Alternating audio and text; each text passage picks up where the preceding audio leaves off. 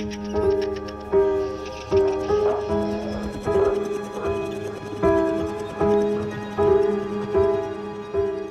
name's Francis Bruss. I'm the audio director here at Red Barrels.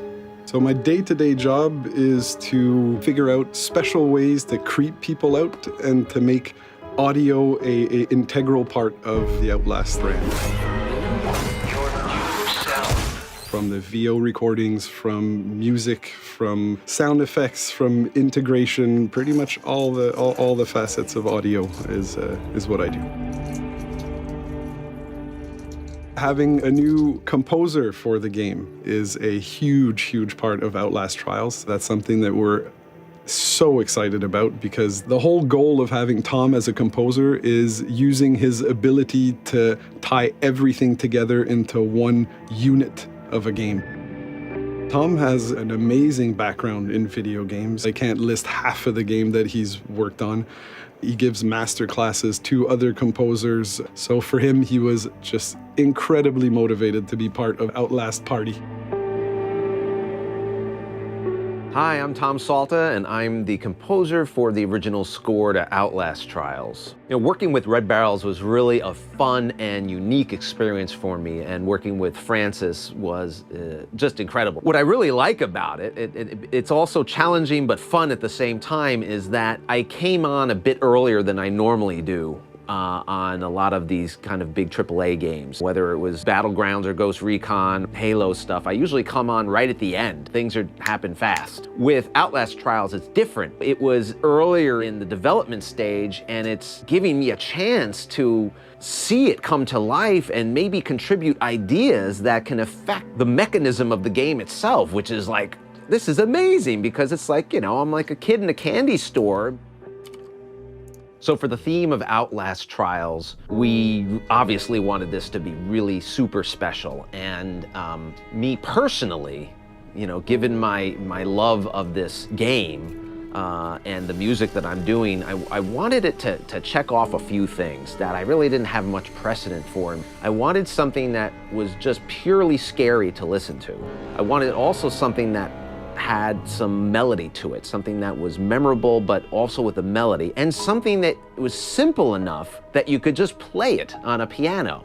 One of the first things that that came to mind, and I don't know where it came from, was that little phrase, that da ba da ba ba da ba.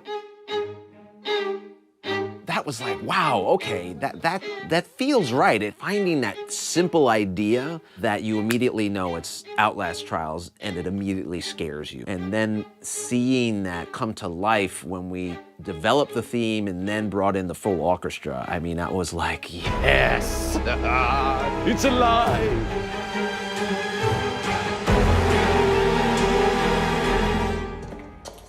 50% of the experience is audio-driven. It is the immersion factor that will pull the player in, that'll keep the player within the world, and it'll keep that tension. Those build-ups or really releases down to zero, that I think the audio is the main factor in that, and that's how we keep the player stuck in the game, in the world with us. That's going to be the challenge, and I think we're up to it. We're up to it. Another thing that is so much fun with creating the music for Outlast Trials is it just gives me the opportunity to get some props and try to come up with some textures and sounds that really are terrifying, but based on, 50s technology or toys or things like that. I went on eBay and I found this thing. I mean, an innocent plaything can be very terrifying. My kids get scared when I show this to them. I think they've seen too many horror movies, but what's scary about this? Woo, apparently a lot. Taking those things and using them to create scary sounds, textures, and music. I mean, come on. I'm getting paid for this?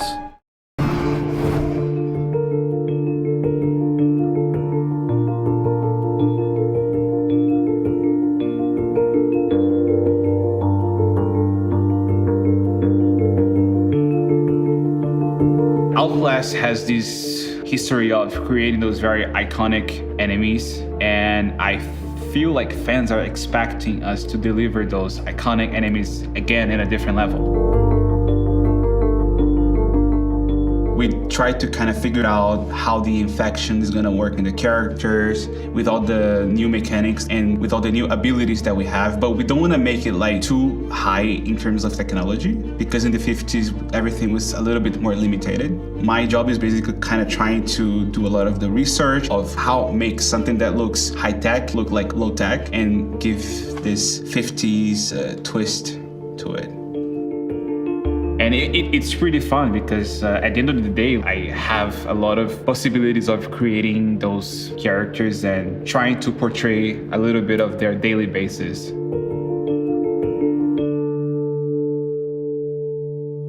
My favorite character, it's Gooseberry. I was completely intrigued by her story because she is this TV show host for kids. But like off camera, she has this whole like dark side, and she's supposed to look like motherly looking. She's supposed to have this like motherly feel for kids, but in reality, when you look at it, it's a completely different story. Because it's an Outlast game, it needs to feel off in a way. Like he had this super jolly face, she's pretty, she is perky, but her face needed to be removed. And we had all these like references of prostheses of people that go to war and they lose their face, they have their face burned. And the couple of first sketches, it was already way too off, and this is something that we wanted to avoid. You know, we had something, but it was not there. So the moment I did the third interaction with her was the moment that they were like, all right, we have something there. Gooseberry is a double character. She has major daddy issues, and the puppet is the full representation of her father, which was a horrible person. And from there, we passed it over to the 3D team, where they did an amazing job portraying her in her most beautiful way. Coyle is our second prime asset in the game. He is this police officer with a very distorted notion of law. Whatever you think is right, he's gonna put his twist on it. He likes to torture his victims with electricity in many different ways. He has this sort of fetish of sexual assaulting people with his baton. Coyle is not only about the mechanic of playing, but also the background and his twisted ways of showing law. Thank you for volunteering for the therapy. There's a lot of anxiety on my part because creating a game takes a lot of time, and creating those characters, making them come through and like, you know, shine, it takes a long time because it's a collective effort. Animation, effects, programming, you know, until we actually see the full thing, it might take like 3-4 years, if not more. Because these are very important characters at the end of the day, and you know, it's a lot of work.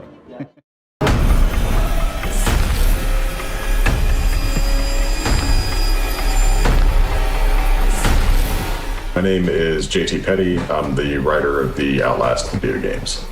Outlast Trials is about you basically, you're somebody who gets picked up off of the street. You're somebody who can be vanished because you're judged as being worthless by society. You know, if you're a drug addict or a mental patient or anybody that the government wouldn't mind vanishing in 1960, you wake up in a facility where you're basically being forced to take part in experiments. A lot of the mystery of the story is about trying to figure out what this experiment is supposed to do to you.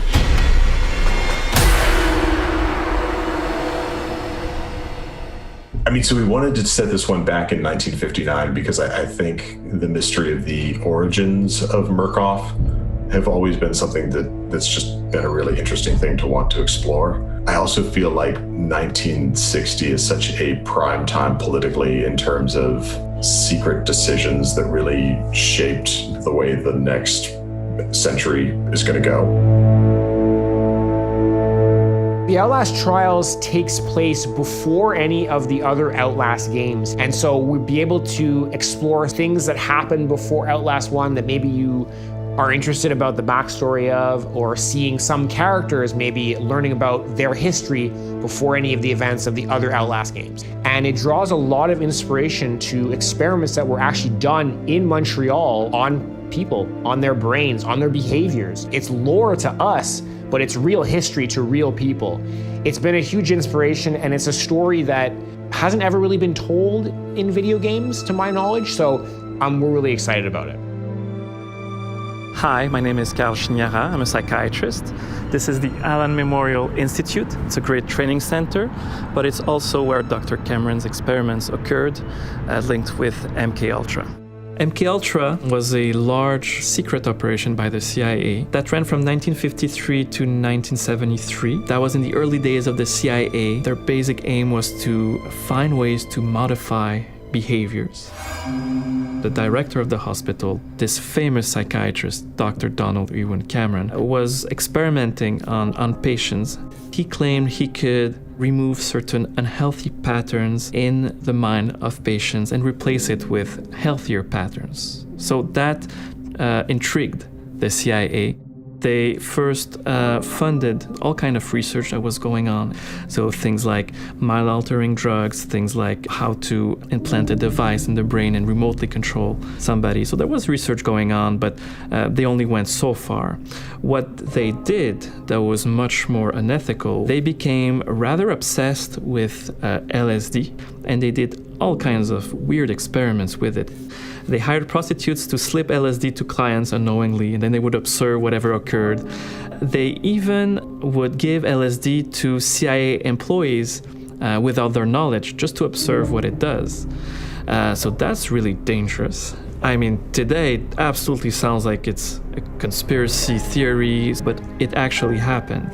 You can imagine that having things like sleeper agents, controlled assassins, would be kind of the perfect spies. A sleeper agent, in theory, is an agent, spy that doesn't know that he's a spy, that he can be activated from a distance. So in my opinion, if the CIA, or if anybody really could crack mind control, they would have the most devastating weapon in human history, more than nuclear weapons. Get back here!